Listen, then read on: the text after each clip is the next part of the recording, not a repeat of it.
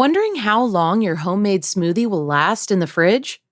Generally, fresh smoothies can be stored for 1 to 2 days in a clean, airtight container, but those with dairy may only last about a day. To extend freshness, consider adding lemon juice, using leafy greens, and above all, storing your smoothies properly. Store bought smoothies typically remain good until their expiration date, lasting around a week. For longer storage, you can freeze smoothies or smoothie ingredients for up to 3 months. Just remember to leave space in the container for expansion if you're freezing a smoothie that's already been blended.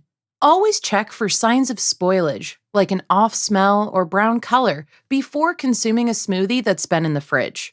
And be sure to use high quality ingredients for a healthier blend.